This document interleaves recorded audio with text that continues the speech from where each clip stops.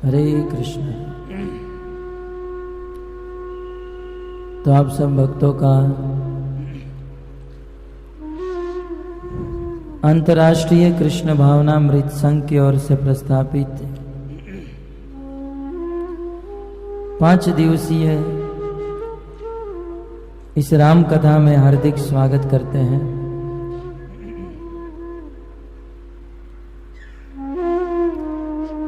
परम सौभाग्य से विभूषित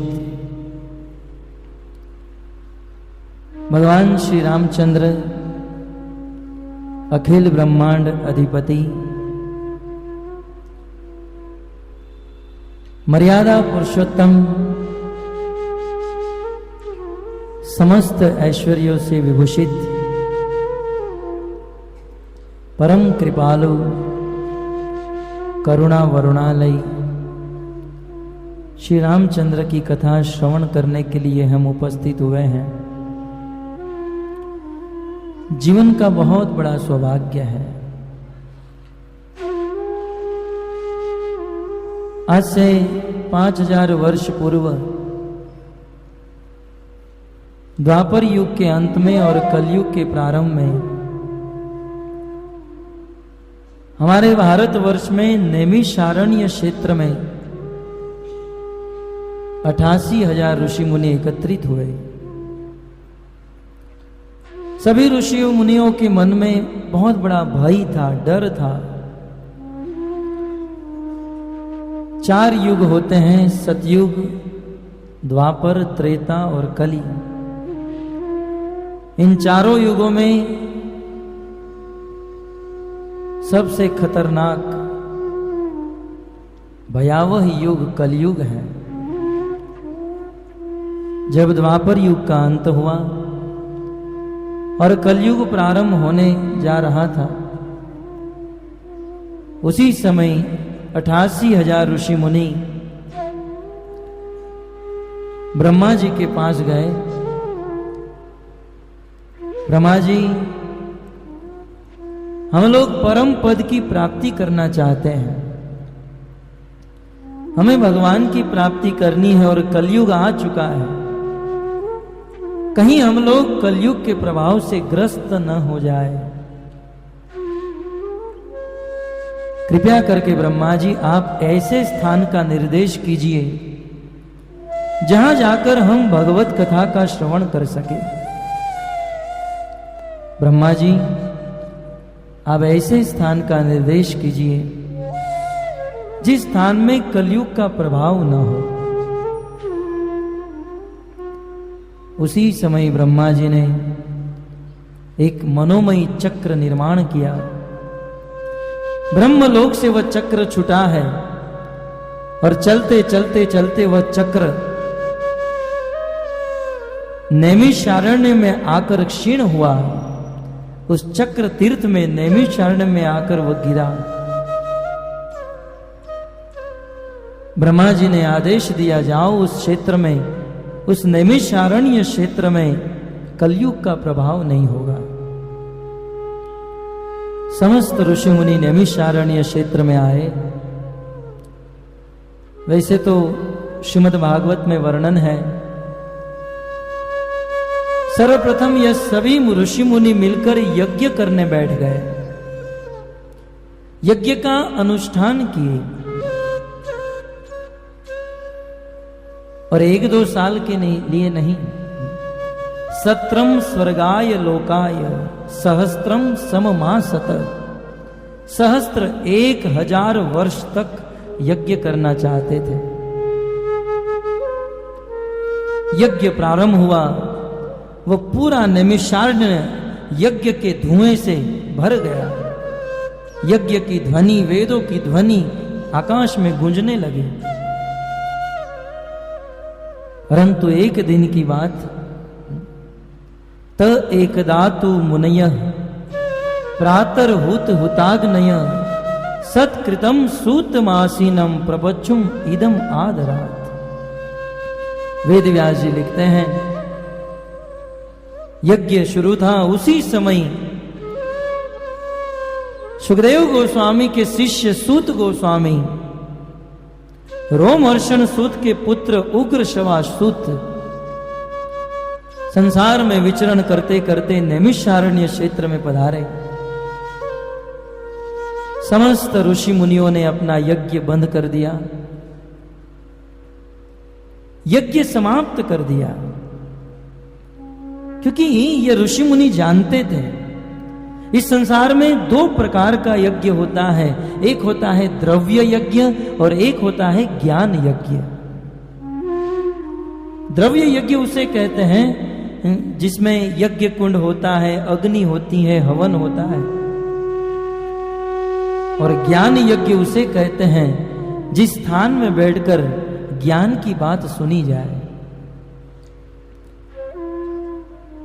ज्ञात हुआ कि सूत गोस्वामी विचरण करते हुए हमारे स्थान में आ रहे हैं, तुरंत यह द्रव्य यज्ञ बंद कर दिया, क्योंकि जानते थे द्रव्य यज्ञ से कई गुना श्रेष्ठ ज्ञान यज्ञ होता है।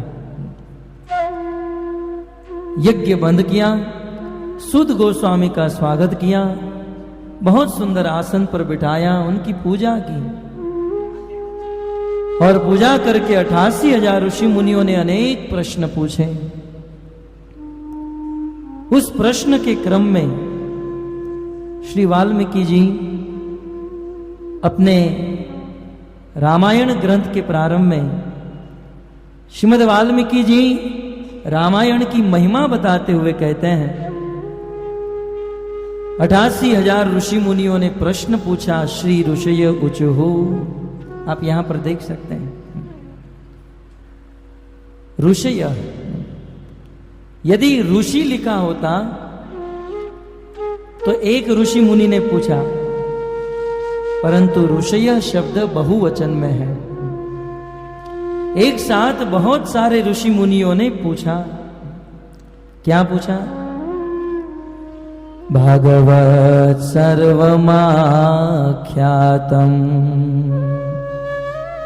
यद पृष्टं विदुषा त्वया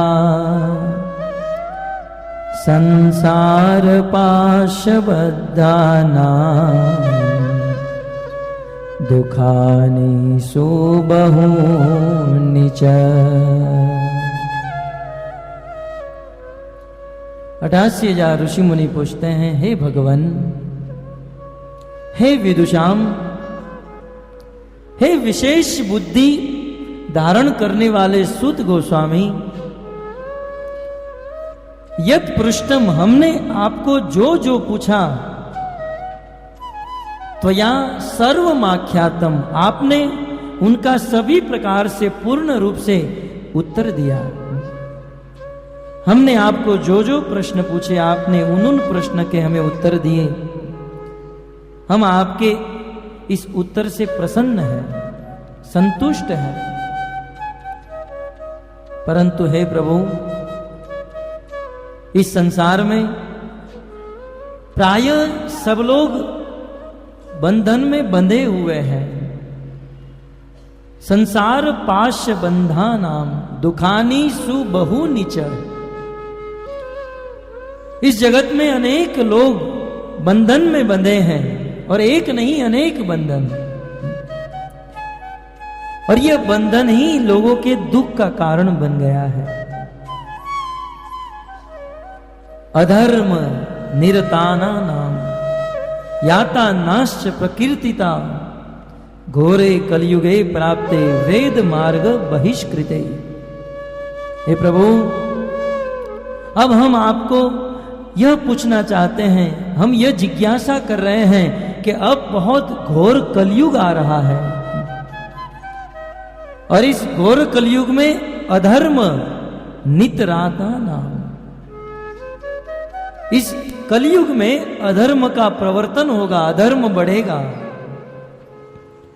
और वेद मार्ग बहिष्कृते, कलयुग में कोई भी जीव वेद मार्ग का अनुशासन पालन नहीं करेगा। पाखंड डालाप नितरा पाखंड जन संगीना।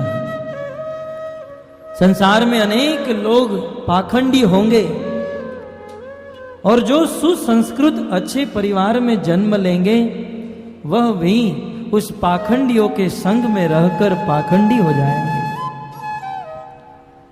घोरे कलयुगे ब्रह्मन, हे ब्रह्मन, इस घोर कलयुग में जनानाम पाप कर्मिणाम, सब लोग पापों में फंसे हुए हैं। मन शुद्धि विहीनानाम, और इस कलयुग में किसी का भी मन शुद्ध नहीं है, शुद्ध विहीना। संसार में हम देख रहे हैं सबके मन में मेल भरा हुआ है, सबका मन बिगड़ा हुआ है। बाहर से तो भगवान ने इस मनुष्य को बहुत सुंदर बनाया, परंतु मन में न जाने कितने कितने विचार घूमते हैं, और अच्छे विचार नहीं, बहुत बुरे विचार। संसार में ये मन ही बहुत बड़ी दुर्गति का कारण है। मन एवं मनुष्याणाम कारणम बंधन मोक्षयो, मन ही मनुष्य के लिए बंधन और मोक्ष का कारण है। और कलयुग में, आगे रामायण में यह बात आएगी,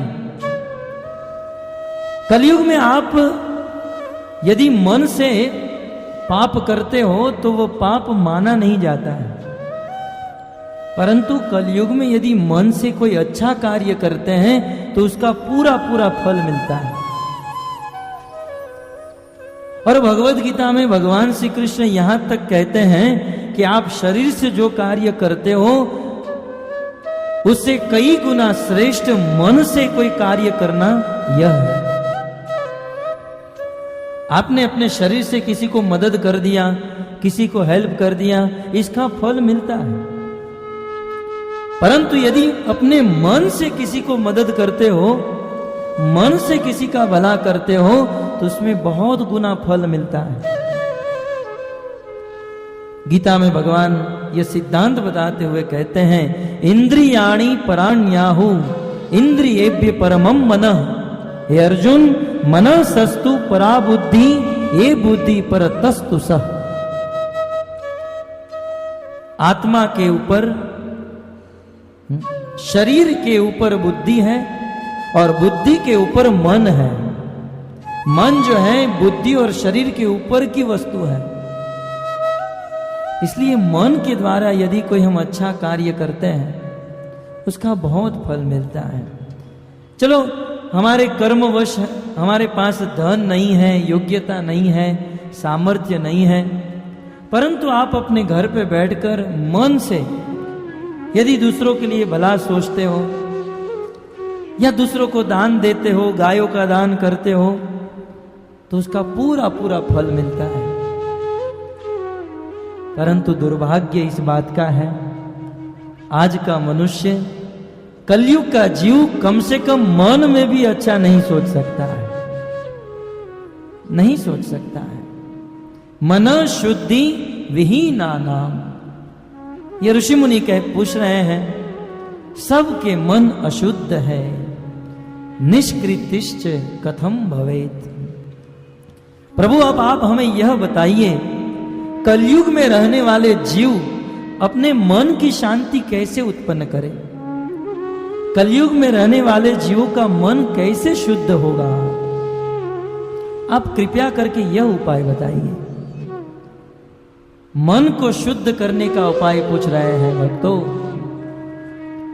इस संसार में कपड़े धोने के लिए डिटर्जेंट है, बर्तन धोने के लिए पाउडर है, मार्बल धोने के लिए फिनाइल है, परंतु मन को धोने के लिए कहीं कुछ मिलता है? कोई ऐसा साबुन नहीं, कोई लिक्विड नहीं, फिनाइल नहीं। मन को धोने के लिए क्या है? मन को धोने के लिए, मन को शुद्ध करने के लिए कोई उपाय बताइए, पूछ रहे हैं। और ऐसा उपाय जिससे हमारा मन भी शुद्ध हो जाए, और यथा तुष्यति देवेशो देव देवो जगत गुरु। मन की शुद्धि के साथ साथ जगत गुरु, जगत के गुरु साक्षात भगवान, देव देवो, जो देवताओं के भी देव हैं, जो ईश्वर है, वह भगवान भी संतुष्ट हो जाए, ऐसा मार्ग बताइए।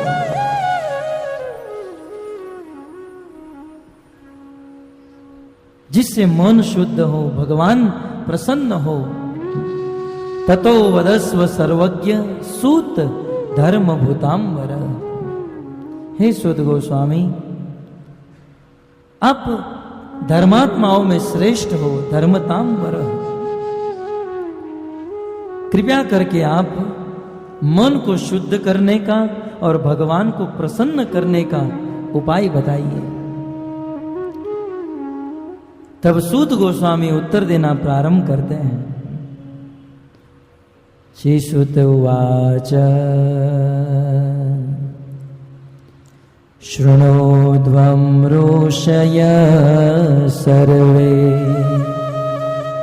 यदिष्टं वो वदाम्यहम् गीतं सन्तकुमाराय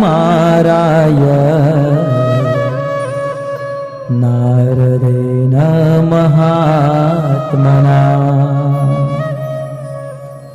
सूत गोस्वामी कहते हैं कि हे ऋषि मुनियों, सर्वे आप सब लोग यदृष्टम वो वदाम्यहम्, आप सब लोग बड़े धन्य हो, बड़े सौभाग्यशाली हो कि आपके मन में भगवान को प्रसन्न करने का उपाय आ रहा है, भगवान को प्रसन्न करने की जिज्ञासा उत्पन्न हो रही है।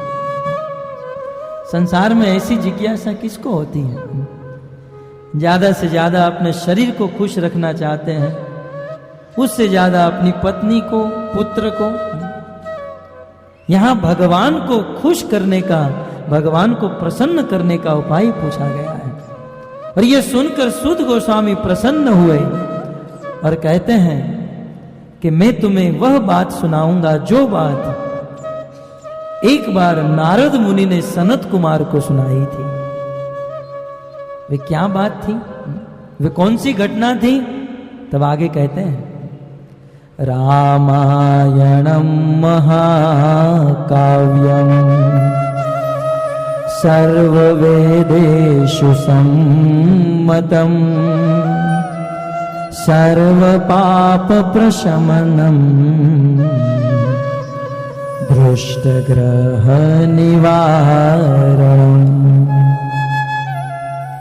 नैमिषारण्य में 88,000 ऋषि मुनियों का उत्तर देते हुए सूत गोस्वामी नारद मुनि के वह ब्रह्म वाक्य सुना रहे हैं कि हे 88,000 ऋषि मुनियों, रामायणम महाकाव्यम, ये रामायण नाम का जो ग्रंथ है, ये रामायण की जो कथा है, ये कोई कथा नहीं, ये तो कविता है।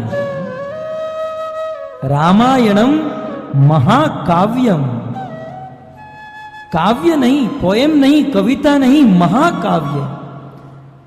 भक्तों, ये जो रामायण है गद्य नहीं है। आप लोग पढ़े होंगे तो जो भाषा होती है, लैंग्वेज, हिंदी, मराठी, इंग्लिश, उसमें 2 पार्ट होते हैं, 2 हिस्से होते हैं, एक गद्य और एक पद्य, लेसन और पोएम। वैसे ये रामायण जो है गद्य नहीं है, रामायण को बोलना नहीं है। रामायणम महाकाव्यम, रामायण को तो गाना है, गाते हुए इस रामायण को गुनगुनाना है और सुनना है। अद्भुत काव्य। उस रामायण की विशेषता क्या है? कथम भूतम रामायणम, इसका उत्तर देते हुए सूत गोस्वामी कहते हैं सर्व वेदेषु सम्मतम। ये जो रामायण है सर्व वेदेषु, समस्त वेदों का ये सम्मत है, सम्मति है, समस्त वेदों का सार है रामायण। कुछ लोग जिज्ञासा करते हैं कि भगवान ने तो वेद पढ़ने के लिए कहा है, आप लोग रामायण क्यों पढ़ते हो? वेद सुनना चाहिए, वेद पढ़ना चाहिए, रामायण क्यों सुनते हैं? भक्तों, जिस प्रकार से वेदों का निर्माण भगवान ने किया, उसी प्रकार रामायण का निर्माण भी भगवान ने किया है। क्या आवश्यकता पड़ी रामायण के निर्माण की? वेद जो है भगवान के सांस से निकले हैं, ब्रह्म वाक्य है, और जब तक संसार का जीव वेदों को पढ़ेगा नहीं, जीवन में धारण नहीं करेगा, तब तक वह सुखी नहीं हो सकता है, परम पद को प्राप्त नहीं कर सकता है। परंतु भक्तों, उस वेदों को समझना बहुत मुश्किल है, वेदों को पढ़ना बहुत मुश्किल है, क्योंकि वेद जो है अलौकिक संस्कृत में लिखे गए हैं, और ऊपर से वेदों के ऊपर स्त्री शूद्र द्विज बंधु नाम त्रैन श्रुति गोचर, वेदों को पढ़ने का अधिकार स्त्री को, द्विज बंधु और शूद्रों को नहीं है। तो क्या स्त्री शूद्र और द्विज बंधु का उद्धार नहीं होगा? भगवान तो सबके पिता है, भगवान तो सबके प्रिय है। सब मम प्रिय मम सब उपजाया, सब पर मोर बराबर दाया। भगवान का प्रेम सबके प्रति समान है। इसलिए भगवान ने वेदों को समझाने के लिए उपनिषद लिखे, 108 उपनिषद। परंतु उपनिषद को भी समझना बहुत मुश्किल, उस उपनिषद को समझने के लिए पुराण लिखे। परंतु पुराणों को भी समझना मुश्किल हुआ, तब उस पुराणों को समझने के लिए भगवान ने इतिहास की रचना की। और उस इतिहास में दो सबसे श्रेष्ठ इतिहास, महाभारत और रामायण। ये महाभारत और रामायण और कोई नहीं, ये वेदों का एक हिस्सा है, ये साक्षात वेदों की ध्वनि है।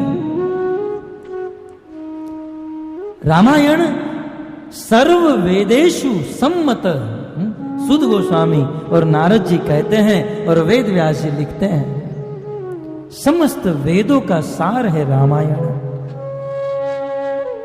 और उसकी महिमा, रामायण की महिमा बताते हुए कहते हैं, सर्व प्राप प्रशमनम। यदि कोई व्यक्ति रामायण की कथा को सुनता है तो सर्व पाप, अपने सभी पापों को प्रशमनम, समाप्त कर देता है, धो देता है। रामायण की कथा सुनने से, भगवान रामचंद्र का चरित्र सुनने से हम सभी पापों से मुक्त हो जाते हैं। इतना ही नहीं, दुष्ट ग्रह निवारण। कुछ लोग कह सकते हैं कि रामायण की कथा सुनने से पापों से मुक्त हो जाएंगे, भगवान के धाम में चले जाएंगे। ये तो बाद की बात है, वर्तमान में क्या मिलेगा? फास्ट रिजल्ट चाहिए हमको, अभी क्या मिलेगा वो बताइए। तब सुध गोस्वामी कहते हैं, दुष्ट ग्रह निवारणम। वर्तमान में आप जिस दुख से ग्रसित हो, अनेक ग्रह सताते हैं ना सबको, किसी को मंगल सताता है, किसी को शनि। दुष्ट ग्रह, ये ग्रह जो है बहुत दुष्ट है, बहुत सताते हैं। और ये सोम मंगल बुध गुरु शुक्र शनि ही ग्रह नहीं है, आजकल के वसूली वाले उगराणी वाले भी ग्रह ही है? ग्रह के समान है। दूध वाला बहुत अच्छा लगता है, दूध देता है, पिलाता है, लेकिन जब बिल लेकर आता है लगता है शनि ग्रह आ गया।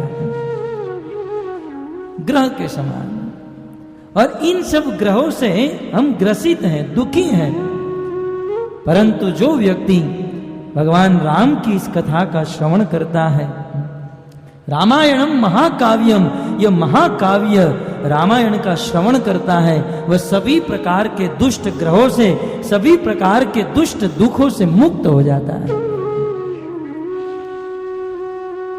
दुस्वप्न नाशनम धन्यम। जिसको बुरे स्वप्न आते हैं, बुरा स्वप्न टल जाता है। और इतना ही नहीं, मुक्ति भुक्ति फल प्रदम। रामायण सुनने वाले को मुक्ति मिलती है, साथ ही साथ भुक्ति, संसार के भोग भी मिलते हैं। रामचंद्र कथोपेतम सर्व कल्याण सिद्धि। सुध गोस्वामी कहते हैं, कितना गिनाऊं, आप इतना ही समझिए। राम कथा सुनने से सर्व सिद्धि, समस्त प्रकार की सर्व 8 सिद्धि 9 निधि भक्त के चरणों में गिर जाती है। सब कुछ भगवान के चरणों में आ जाता है। ये संसार सागर जिसको पार करना बहुत मुश्किल है, ये संसार सागर गोवत्स के खुर के समान, एक नाले के समान हो जाता है। वह राम कथा सुनने वाला संसार सागर को चुटकी में पार कर सकता है। भगवान राम की कथा की यह महिमा है। धर्मार्थ काम मोक्षाणाम, यह राम कथा धर्म अर्थ काम और मोक्ष जितने भी अपूर्व पूर्व फल हैं, ये सभी फल सभी पुण्य को प्रदान करने वाली है। और यहां तक कह दिया, इस संसार में किसी व्यक्ति ने बहुत सारे पाप क्यों न किए हो, महापातक युक्तो वा, यदि कोई व्यक्ति कितना भी मांस खाता है, कितना भी नशा करता है, कितना भी पापी क्यों न हो, युक्तो वा सर्व पातके, वह पापी व्यक्ति यदि एक बार भी श्रुत्वे दार्श दिव्यम ही, यह दिव्य भगवान रामचंद्र की कथा को श्रुत्वे सुन लेता है, तो काव्यम शुद्धिम वाप्युत, निश्चित रूप से उनका हृदय पवित्र हो जाता है और वह भगवान के धाम को प्राप्त कर लेता है। राम कथा की यह महिमा है। राम भगवान राम का नाम इस कलयुग में कली के सभी दोषों से मुक्त करने वाला है। कथा रामायणस्यापि, और यह राम कथा जो भी व्यक्ति अपने घर पर सुनता है, जहां भी यह राम कथा चलती है, सुनी जाती है, नित्यम भवति यद गृह, यहां तो गृह नहीं हॉले कहा जाएगा, हॉल में, रामायण कथास्यापि नित्यम भवति यद गृह, भगवान राम की कथा जहां पर नित्य चलती है, तद गृहम, वह गृह अर्थात वह हॉल, पटेल समाज हॉल क्या हो जाता है, तीर्थ रूपम, वह घर फिर घर नहीं रहता, वह गृह फिर गृह नहीं रहता, वह हॉल फिर हॉल नहीं रहता, वह गृह घर और हॉल तीर्थ बन जाता है। तीर्थम कुर्वन्ति तीर्था,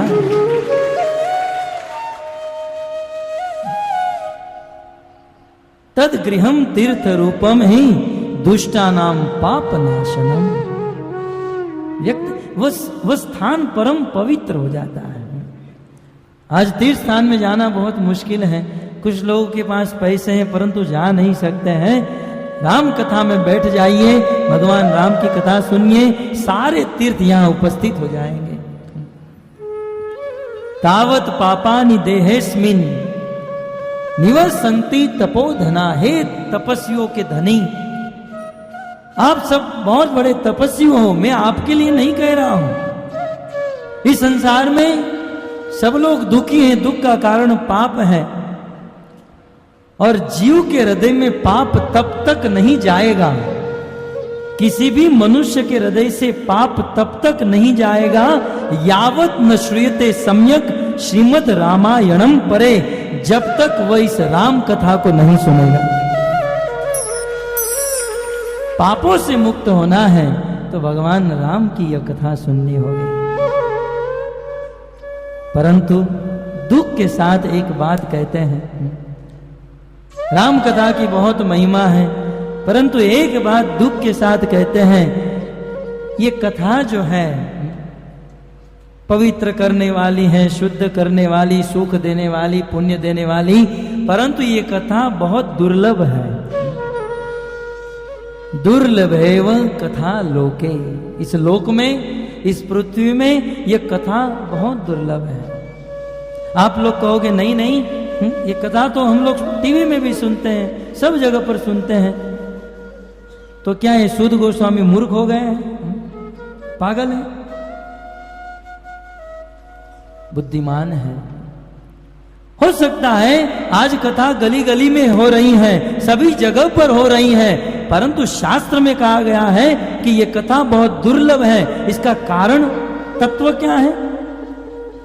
कथा बहुत जगह पर हो सकती है, परंतु शुद्ध कथा, शुद्ध भक्त के मुख से जो शुद्ध कथा है वही संसार में बहुत दुर्लभ है।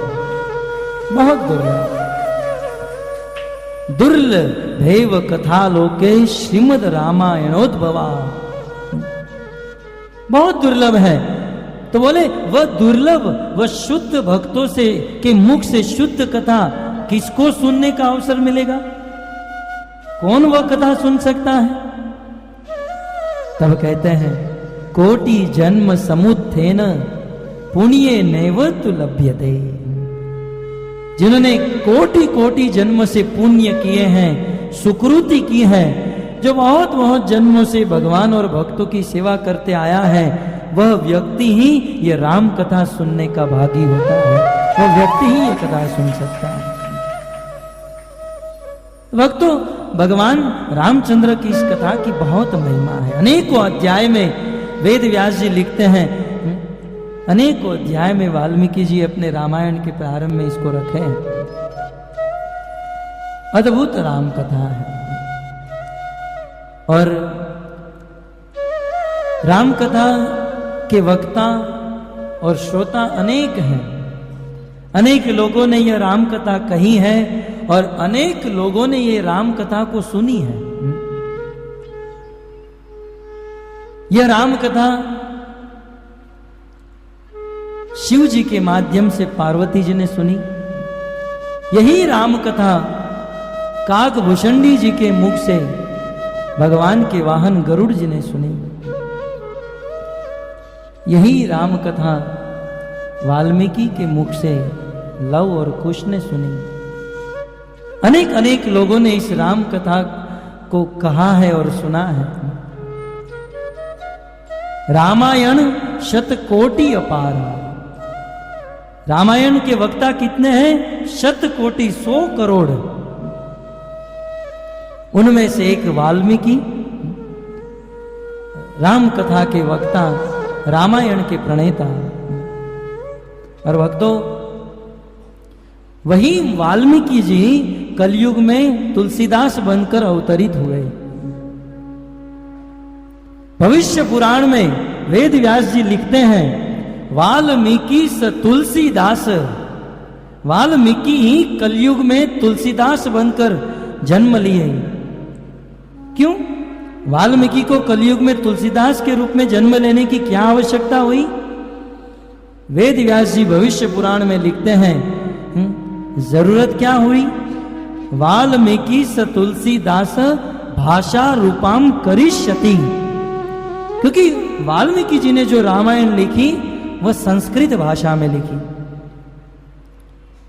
परंतु जगत के लोगों को भगवान राम की कथा को सुनाने के लिए, समझाने के लिए वही वाल्मीकि तुलसीदास बनकर आए और रामायण को अवधी भाषा में, लोक भाषा में रूपांतर किया। भक्तों, वैसे यह राम कथा बहुत विशाल है। जैसे समुद्र में जल की कोई सीमा नहीं है, वैसे भगवान रामचंद्र के इस लीला की, इस कथा की कोई सीमा नहीं है। हरि अनंत, हरि कथा अनंता। और केवल 5 दिन में पूर्ण रामायण को सुनना ये हमारे बस की बात भी नहीं है।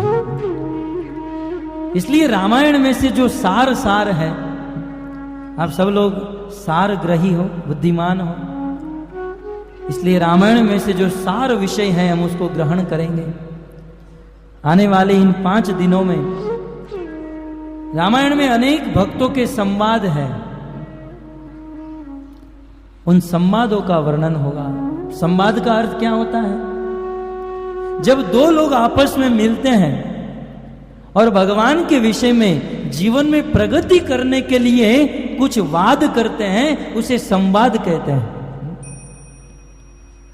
अनुकूल भाव से जीवन में प्रगति करने के लिए जो वाद होता है उसे संवाद कहते हैं, और दूसरे की युक्ति को काटने के लिए जो वाद होता है उसे विवाद कहते हैं। रामायण में बहुत संवाद हुए हैं। काकभूषणी और गरुड़ जी का संवाद, हनुमान जी और विभीषण का संवाद,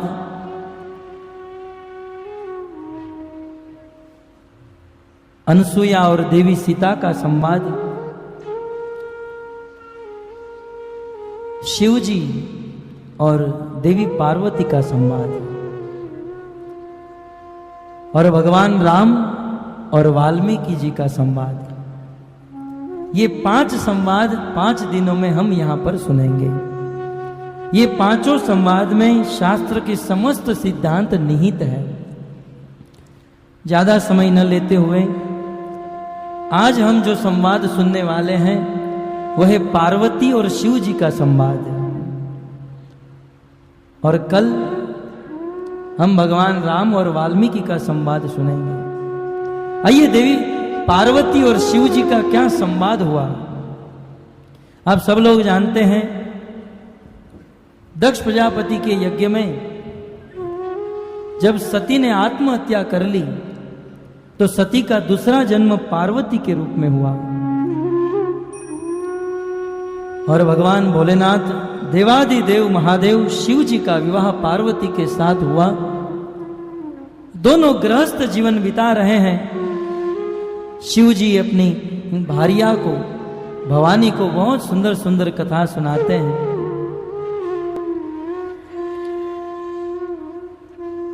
पार्वती जी जिज्ञासा करती हैं कि हे प्रभु, आप हमें भगवान श्री रामचंद्र की कथा सुनाइए। शिव जी पार्वती की जिज्ञासा से प्रसन्न होते हैं और बहुत सुंदर कहते हैं, सुनो शुभ कथा भवानी, रामचरित मानस विमल। हे भवानी, हे पार्वती, मैं तुम्हें रामचरित, भगवान राम का चरित्र सुनाने जा रहा हूं, जो विमल है, जो बिल्कुल मल से मुक्त है। संसार के जीवों के हृदय में बहुत प्रकार के मल होते हैं। हृदय में बहुत मल है, काम क्रोध लोभ मोह मद मात्सर्य। हे देवी, ये राम कथा सुनकर सभी मल से तुम मुक्त हो जाओगी। और यह कथा जो है शुभ प्रदान करने वाली है, शुभ कथा। और वास्तव में ये कथा जो है सर्वप्रथम कहा भुषंडी बखानी सुना बिहग नायक गरुड़। ये कथा सर्वप्रथम श्री कागभूषणी जी ने गरुड़ जी को सुनाई थी। वो कथा मैं तुम्हें सुनाने जा रहा हूं। हरि गुण नाम अपार, कथा रूप अगणित अमित। हे देवी, वैसे तो भगवान हरि के गुण, नाम और रूप अपार, अगणित और अमित, असीम अपरिसीम है। भगवान के नाम को, भगवान के गुण को गिनना बहुत मुश्किल है। भगवान श्री रामचंद्र के अनेक अनेक अवतार हुए हैं। हे देवी, सबसे पहले मैं तुम्हें यह सुनाऊंगा कि भगवान रामचंद्र इस संसार में क्यों आते हैं। भक्तों, ये पार्वती और शिव जी का जो संवाद है, मूल रूप से इस संवाद से 2 चीज हम आज ग्रहण करेंगे। एक, भगवान राम इस जगत में क्यों आते हैं, और दूसरा, इस संसार में यदि किसी व्यक्ति का अभिमान बढ़ गया, जिसको अभिमान बढ़ जाता है, उसकी कैसी दुर्गति होती है, शिव जी सुनाते हैं। भगवान के अवतार की कथा, भगवान क्यों अवतार लेते हैं। हरि अवतार हेतु जेहि होई। हे देवी, भगवान राम के अवतार के अनेक अनेक कारण हैं, और कौन कारण परफेक्ट है, इदम इत्थम कही जाई न सोई। भगवान इसी कारण से इस पृथ्वी पर आए हैं, ऐसा कोई नहीं कह सकता है। लेकिन फिर भी तदपि संत मुनि वेद पुराना, जस कछु कहि स्वमति अनुमाना।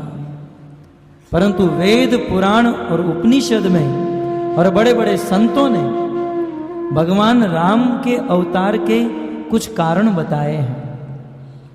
भगवान राम इस पृथ्वी पर क्यों आते हैं, प्रथम कारण बताते हुए कहते हैं, जब जब होई धर्म के हानि, बाढ़ही असुर अधम अभिमानी।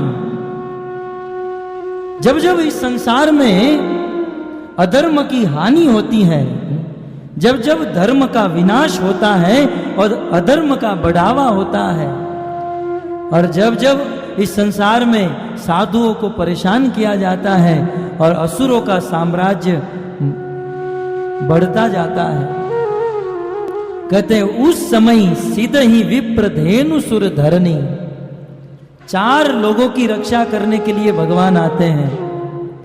धरनी इस पृथ्वी देवी की रक्षा करने, सुर देवताओं की रक्षा करने के लिए, धेनु गायों की रक्षा करने के लिए और विप्र ब्राह्मण भक्तों की रक्षा करने के लिए। इस संसार में जब ये 4 प्रकार के लोगों के ऊपर आपत्ति आती है, तब तब भगवान अपने धाम से इस पृथ्वी पर उतरते हैं और क्या करते हैं? असुर मारी था पही सुनह, राखहि निज श्रेय तो सुनी, जग विस्तारहि विशद जस, राम जन्म कर है। भगवान श्री रामचंद्र आते हैं, असुरों का विनाश करते हैं, मारते हैं और मारकर अपने धर्म की स्थापना करते हैं। ये पहला कारण है। दूसरा कारण, देवी पार्वती ने कहा कि प्रभु ये तो भगवान राम अन्याय कर रहे हैं, क्योंकि जब जब साधु संतों की हानि होती है, अधर्म की हानि होती है, वे आते हैं और आकर असुरों को मारकर और अपने भक्तों को दर्शन देकर चले जाते हैं। परंतु भगवान के जाने के बाद भी कुछ भक्त इस संसार में होते हैं, उनका उद्धार कैसे होगा? तब कहते हैं भगवान के आने का दूसरा कारण यह भी है, सोई जस गाई भगत भव तरई।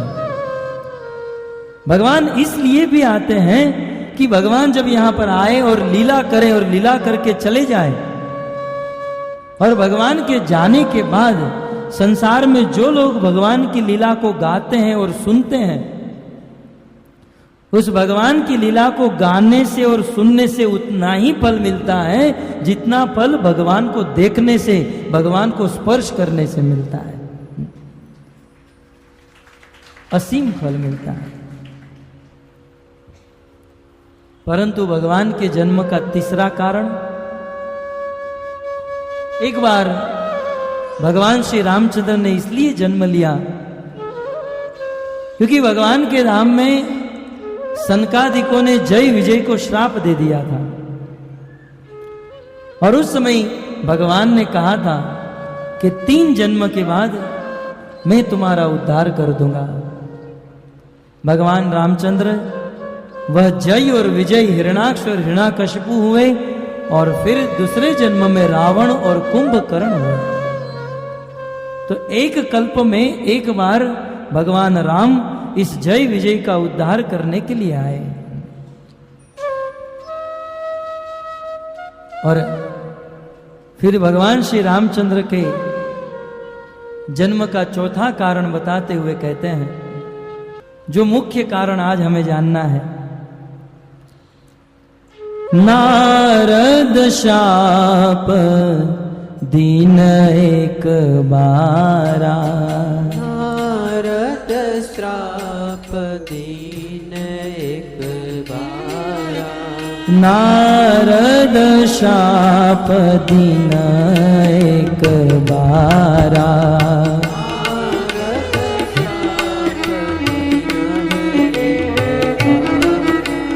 कलप एक तेहि लगी अवतारा, कलप एक तेहि लगी अवतारा, कलप एक तेहि लगी अवतारा,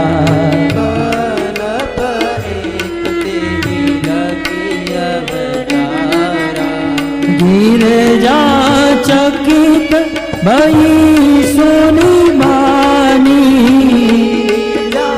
चकित भई सोनी बानी, गिरजा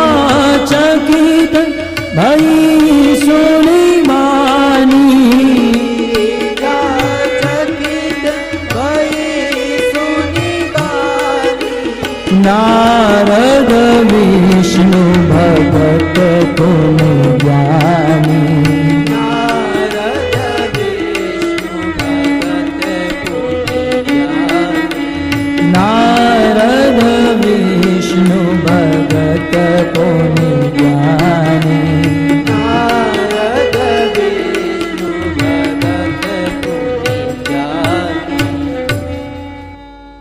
नारद शाप दीन एक बारा। अंतिम कारण बताते हैं, नारद शाप दीन एक बारा। भगवान श्री रामचंद्र एक बार इस संसार में इसलिए आए, भगवान राम का अवतार क्यों हुआ? क्योंकि एक बार नारद जी ने श्राप दे दिया, कल्प एक ते ही लगी अवतारा। एक कल्प में भगवान राम के जन्म का यह भी कारण था।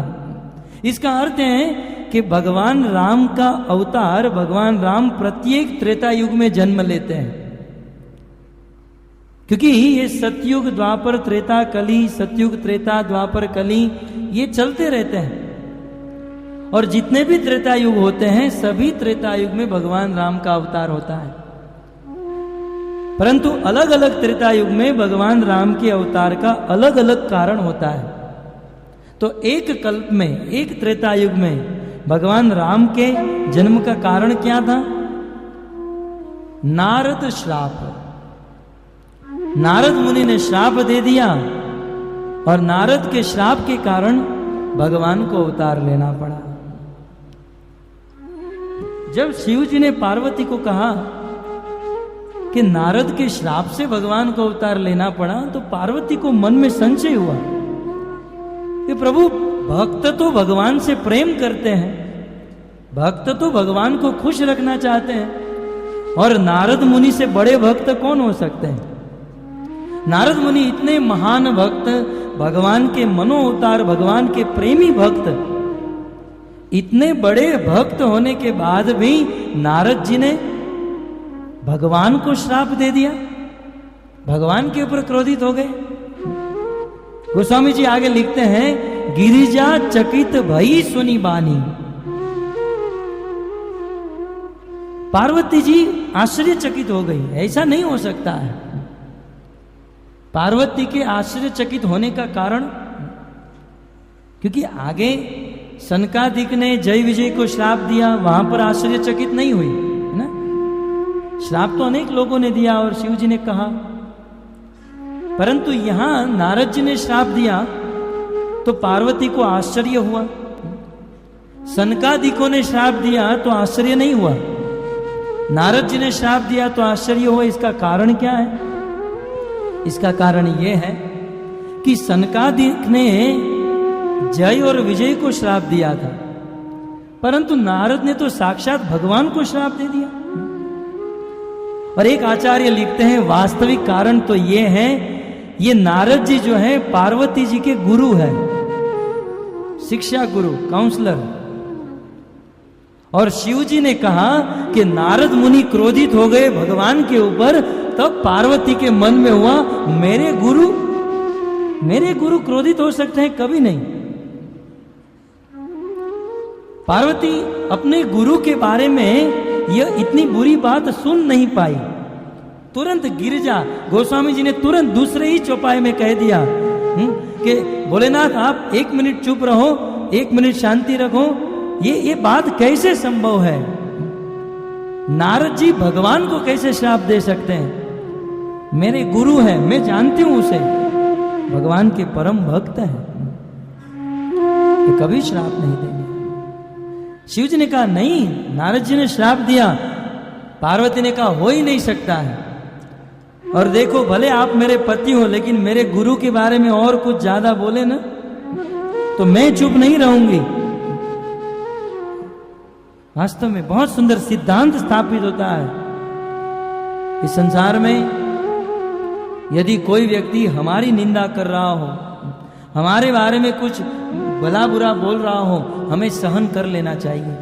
तृणादपि सुनी चैन, परंतु हमारे गुरु के विषय में यदि कोई कुछ गलत बोलता है तो सहन नहीं करना चाहिए, कभी नहीं। हम लोग क्या करते हैं, गुरु के विषय में सुन लेते हैं, हाँ वो तो होंगे ऐसे, और हमारे विषय में कोई बोल दिया तो हम क्रोधित हो जाते हैं। बिल्कुल उल्टा है।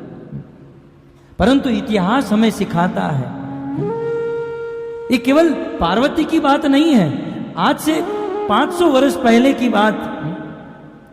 500 वर्ष पहले हमारे गौड़ीय परंपरा में एक भक्त हुए जिसका नाम था जीव गोस्वामी। वृंदावन में रहते थे और उनके गुरु का नाम था रूप गोस्वामी। ये रूप गोस्वामी और जीव गोस्वामी दोनों वृंदावन में राधा दामोदर मंदिर में रहते थे। और जीव गोस्वामी रूप गोस्वामी के अंडर में भक्ति का ज्ञान प्राप्त कर रहे थे। एक दिन की बात, दिग्विजयी एक सार्वभौम पूरी दुनिया पर विजय प्राप्त करके एक ब्राह्मण घूमते घूमते वृंदावन में आया। ब्राह्मण था, वेद शास्त्र को पढ़ चुका था। इस संसार में जो लोग वेद को पढ़ते हैं अभिमानी हो जाते हैं और फिर दूसरों के साथ तर्क करते हैं। पूरी दुनिया के लोगों के साथ तर्क करते करते और लोगों को हराते हुए, और केवल हराता नहीं था, जिसको हराता था उससे सर्टिफिकेट लिखवा लेता था और उसको बंदी बनाकर अपने साथ चलता था। ऐसा दिग्विजयी सार्वभौम एक ब्राह्मण को पता चला कि वृंदावन में रूप गोस्वामी नाम के विद्वान रहते हैं। आया, रूप गोस्वामी के पास आकर कहा कि मैंने सुना है कि आप बहुत बड़े विद्वान हो, वृंदावन में सबसे बड़े विद्वान आप हो। रूप गोस्वामी तो गौड़ीय परंपरा के बहुत नम्र भक्त थे। बोले आपने गलत सुना है, मैं कोई विद्वान नहीं हूं, मैं तो मूर्ख हूं, मैं कोई शास्त्र का ज्ञान नहीं जानता हूं। बोले नहीं, हमने सुना है तुम विद्वान हो, और तुम विद्वान हो हमारे साथ तर्क करो। बोले मैं मूर्ख हूं, मैं आपके साथ तर्क क्यों करूं, आपकी और मेरी बराबरी कैसे हो सकती है। वास्तव में जो भक्त होते हैं वो कभी तर्क नहीं करते हैं। नारद भक्ति सूत्र में नारद जी कहते हैं बादो न अवलंब्य, कभी भी किसी से तर्क नहीं करना चाहिए। क्यों? क्योंकि महाभारत में लिखा है तर्को अप्रतिष्ठ, तर्को प्रतिष्ठ स्मृतिम विभिन्ना न सोमुनि यस्य मतन भिन्नम धर्मस्य तत्वम निहितम गुहायाम महाजनो ये न गतः सपंता। तर्क करने बैठोगे तो इसका कभी अंत नहीं आएगा। तर्क का अंत नहीं है, तर्क नहीं करना चाहिए। रूप गोस्वामी ने तर्क नहीं किया। बोले तो एक काम करो, सर्टिफिकेट के ऊपर अपना नाम लिख दो और साइन कर दो हस्ताक्षर कि मैं रूप गोस्वामी दिग्विजय से हार गया। बोले कोई बात नहीं, लाओ मैं सिग्नेचर कर देता हूं, मैं रूप गोस्वामी हार गया, मैं मूर्ख हूं। रूप गोस्वामी ने लिख दिया, परंतु उनके शिष्य जो थे जीव गोस्वामी वो ये देख नहीं पाए, गुरु जी का अपमान देख नहीं पाए, और गुरु जी के सामने तो कुछ नहीं बोल सके। परंतु जैसे ही वह दिग्विजय वहां से सर्टिफिकेट लेकर निकला, गुरु जी से आज्ञा लेकर जीव गोस्वामी उनके पीछे पीछे गए। वो दिग्विजय वृंदावन की सीमा तक नहीं पहुंचा था। जीव गोस्वामी पहुंचे और खड़ा रखा, रुको जरा। बोले आप मेरे गुरु को हराओगे, आप रूप गोस्वामी को हराओगे, पहले रूप गोस्वामी के शिष्य को हरा कर दिखाओ। अरे वो मेरे गुरु हैं, वो नम्र है, वो आपके सामने कुछ नहीं बोले, आप पहले इस दास को हरा कर दिखाओ, फिर मैं मानूंगा आपने मेरे गुरु को हराया। तब वह दिग्विजय सार्वभौम पूरी दुनिया पर विजय प्राप्त करके आया था। उसने कहा तुम मेरे साथ तर्क करोगे? जीव गोस्वामी ने कहा हां मैं करूंगा तर्क। दोनों आमने सामने बैठे और दोनों के बीच में तर्क चला, और उस दिग्विजय को आधे घंटे में उस जीव गोस्वामी ने पानी पानी कर दिया। दिग्विजय चरणों में गिर गया। बोले बोले मेरा पांव मत छुओ, वो जो सर्टिफिकेट है वो मुझे दो। सर्टिफिकेट ले लिया और अपने गुरु जी का जो सर्टिफिकेट था फाड़ कर उड़ा दिया। मेरे गुरु को हराने चले थे, चलो निकलो यहां से। अपने गुरु का अपमान सहन नहीं कर पाए। यह है शिष्य की पराकाष्ठा। परंतु देखिए, इसका अर्थ यह नहीं कि गुरु अपने शिष्य को कहे कि देखो मेरा बॉडीगार्ड बन के रहना, और जो लोग मेरा अपमान करें उसका भी अपमान कर देना। ये गुरु का गुण नहीं है। शिष्य ने अपना धर्म निभाया, लेकिन गुरु देखिए, हमारे गौड़ीय परंपरा में जो गुरु हो गए, जब रूप गोस्वामी को पता चला कि ये जीव गोस्वामी ने उस दिग्विजय के साथ तर्क किया और उसे हरा दिया, एक दिन अपने शिष्य को बुलाया और कहा कि जीव, मैंने सुना है कि तुमने दिग्विजय के साथ तर्क किया। बोले क्या बताऊं गुरुजी, वो आपका इस प्रकार से अपमान करके चला गया, मैं कैसे देख सकता हूं, और वो खामखा आपसे हस्ताक्षर लेकर चला गया। तब रूप गोस्वामी अपने शिष्य को बहुत डांटे और डांट कर कहे कि एक ब्राह्मण बेचारा मेरे पास आया और उनकी इच्छा थी उनका नाम बढ़े, उनकी प्रतिष्ठा बढ़े, और उनका नाम और उनकी प्रतिष्ठा बढ़ाने के लिए मैंने हस्ताक्षर कर दिया। चैतन्य महाप्रभु ने कहा है अमानिना मान देना, मैंने मेरा मान न रखे उनको सम्मान दिया, तो इसमें हमारी क्या हानि हो गई। और तुमने इस प्रकार से उस ब्राह्मण को दुखी किया। जाओ, तुम मेरे साथ नहीं रह सकते हो, तुम मेरे शिष्य कभी बन नहीं सकते हो। यह कुटिया छोड़कर, इस गांव को छोड़कर चले जाओ। त्याग दिया अपने शिष्य को।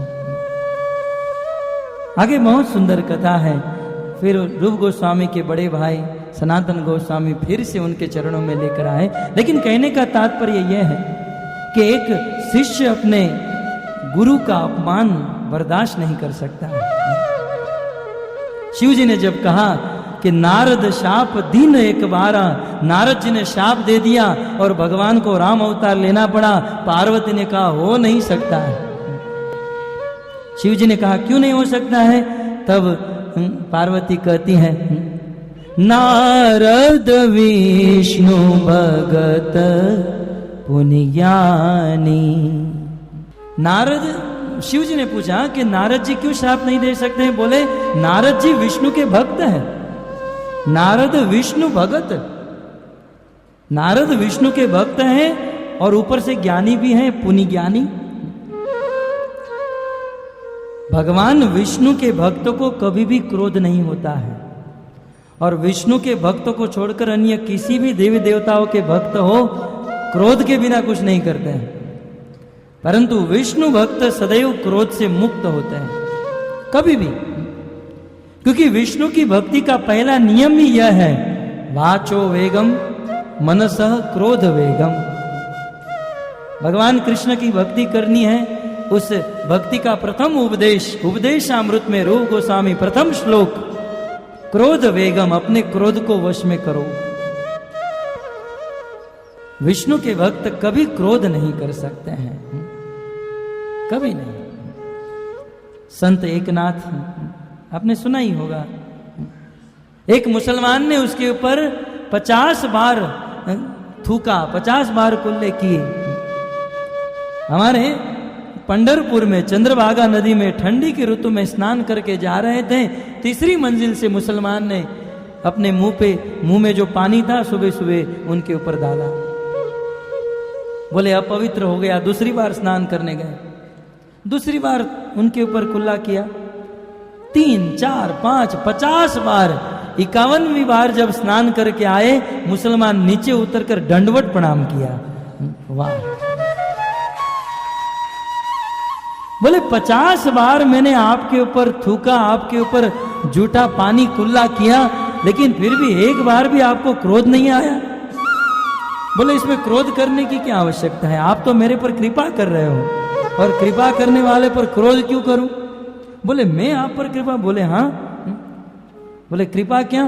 बोले ठंडी की ऋतु में एक बार स्नान करने में भी आलस होती है, आपकी कृपा से आज 50 बार चंद्रभागा में स्नान हो गया। ये कृपा नहीं तो और क्या है? ये है विष्णु भक्त, ये है कृष्ण भक्त।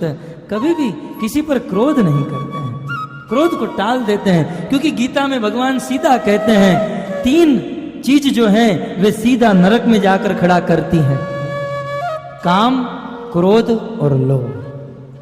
त्रिविधम नरकस्य इदम द्वारम नाशनम आत्मन, काम, क्रोध तथा लोभ, तस्मात् एतत् त्रयम त्यजेत। हे अर्जुन, इसलिए ये तीनों को त्याग देना चाहिए, क्रोध नहीं करना चाहिए। क्रोध जो है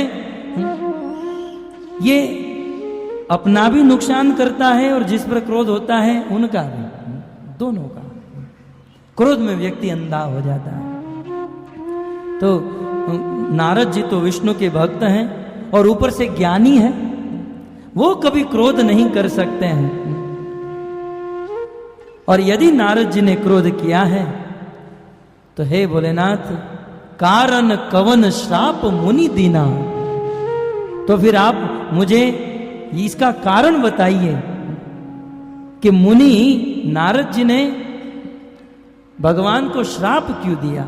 बार बार गिरिजा, बार बार पार्वती कह रही हैं कि हमारे गुरुजी तो मुनि हैं, मुनि मननशिला, रात दिन भगवान का मनन करने वाले क्रोध कर दिए, ये नहीं हो सकता है। और यदि ऐसा है तो श्राप क्यों दिया? मान लो शिव जी कहे कि भगवान ने कोई अपराध किया होगा इसलिए श्राप दे दिया नारद ने। बोले ये तो हो ही नहीं सकता है, भगवान क्यों अपराध करेंगे? अरे अपराध तो वो करता है जिसको कुछ चाहिए, मान, प्रतिष्ठा, सम्मान, पैसा, यश, जिसको कुछ इच्छा है वो अपराध करता है। भगवान तो रमापति का अपराध रमापति कीना, भगवान तो साक्षात लक्ष्मी के पति हैं, उनके पास किसी भी बात की कमी नहीं है, वो क्यों अपराध करेंगे? तो हे पुरारी, यह प्रसंग मोहि कहूं पुरारी, हे त्रिपुर दैत्य का वध करने वाले, कृपया करके आप मेरे संशय का वध कीजिए। देखिए एक एक संबोधन बहुत सुंदर उपदेश दे रहा है। इस चौपाई में पार्वती ने शिव जी को पुरारी कहा, क्यों? इस भाव से कि हे प्रभु, आपने त्रिपुर असुर का वध किया, जो बहुत महान, बहुत बड़ा असुर था। वैसे मेरे हृदय में भी एक असुर आ गया है। कौन सा असुर? संशय नाम का असुर। आपकी बात पर संशय हो रहा है, तो जैसे आपने उस त्रिपुर नाम के असुर का वध किया, वैसे आप मेरे संशय का वध कर दीजिए। मुनि मन मोह आचरज भारी, मुनि के मन में मोह हो जाए, ये तो बहुत बड़ा आश्चर्य है। कृपया करके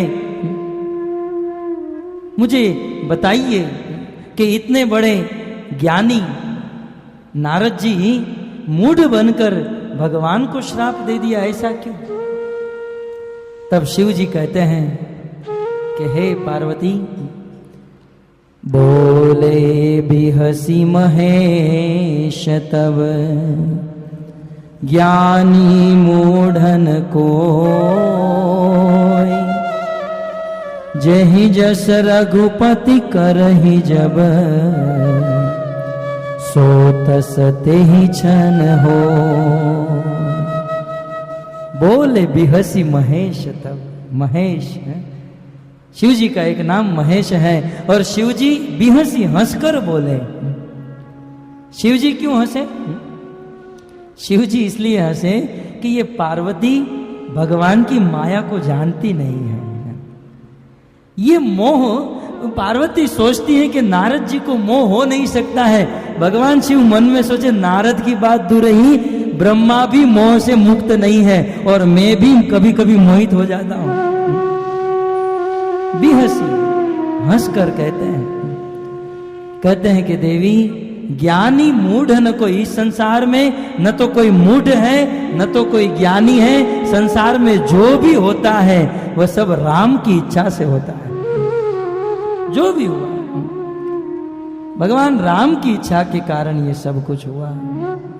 भगवान यदि चाहे तो एक पल में मूर्ख को बुद्धिमान बना सकते हैं, और भगवान चाहे तो एक पल में कितना भी बड़ा पंडित हो तो उसे मूर्ख बना सकते हैं। भगवान की इच्छा है। एक क्षण में किसी को ज्ञानी बना दे, एक क्षण में किसी को मूर्ख बना दे। प्रमाण भागवत 4वां स्कंद 8वां अध्याय। ध्रुव महाराज 5 साल का बालक भगवान के सामने खड़ा था, एक दिन भी स्कूल में पढ़ने के लिए नहीं गया था ध्रुव, क्योंकि पढ़ाई तो 5 साल से शुरू होती है ना। ध्रुव महाराज को क ख ग ABCD भी नहीं आता था, परंतु मन में इच्छा हुई कि मैं भगवान की स्तुति करूं, भगवान को प्रार्थना करूं। बिल्कुल मूढ़ थे ध्रुव महाराज में। यह भी ज्ञान नहीं था कि कोई बड़ा व्यक्ति मिलते हैं तो उसे प्रणाम करें। नारद मुनि मिले थे, प्रणाम नहीं किया था, मूढ़ के समान थे। परंतु भगवान ने अपना 5 जन्य शंख ध्रुव महाराज के गाल से स्पर्श कर दिया। ब्रह्ममयेन कंबुना स्पर्श बालम कृपया कपोले। उस बालक ध्रुव के गाल में जैसे ही वह ब्रह्म शंख स्पर्श हुआ, ध्रुव महाराज के हृदय में 4 वेदों का ज्ञान प्रकट हो गया।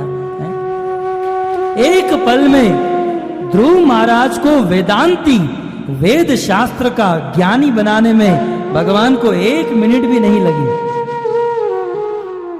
1 मिनट में भगवान ने ध्रुव को ज्ञानी बना दिया, सारे वेद शास्त्र का ज्ञान दे दिया। भगवान चाहे तो मूर्ख को बुद्धिमान बना सकते हैं, शिव जी कह रहे हैं। परंतु ये सब कुछ भगवान राम की इच्छा है। कुछ माताएं आती हैं, हमारे बच्चों की एग्जाम है, आप आशीर्वाद दीजिए, हैं? देखिए शिव जी बहुत सुंदर बात कह रहे हैं, इस संसार में न कोई मूढ़ है न ज्ञानी। यदि ज्ञानी बनना है तो भगवान की कृपा लेनी चाहिए। ददामी बुद्धि योगम, भगवान बुद्धि देते हैं। यहां पर एक प्रश्न हो सकता है कि यदि किसी को मूर्ख बनाने वाले और ज्ञानी बनाने वाले भगवान ही है, तो फिर संसार में मेहनत करने की क्या जरूरत है? भगवान को जो बनाना होगा बनाएंगे। हाँ, मूर्ख बनना और ज्ञानी बनना, हमें ज्ञानी बनने के लिए और मूर्ख बनने के लिए मेहनत नहीं करनी चाहिए। मेहनत हमें भगवान को खुश करने के लिए करनी चाहिए। यदि भगवान खुश हो गए तो हमें ज्ञानी बना देते हैं। तो इस प्रकार शिव जी कहते हैं कि सुनो भवानी, कहो राम गुण गाथ भरद्वाज सारज सुनहु, भव भंजन रघुनाथ भजू तुलसी तजी मान मद। ध्यान से सुनो, मैं तुम्हारे गुरु जी की कथा सुनाने जा रहा हूं। भगवान की माया से गुरु भी मुक्त नहीं है, ये सुनाने जा रहा हूं। अब बहुत सुंदर कथा शिव जी सुनाते हैं। आइए, ये महाकाव्य है और इस कविता को कुछ गाकर सुना जाए। सब लोग साथ में इस चौपाइयों को गाइए और गाकर हम इसे सुनाएंगे।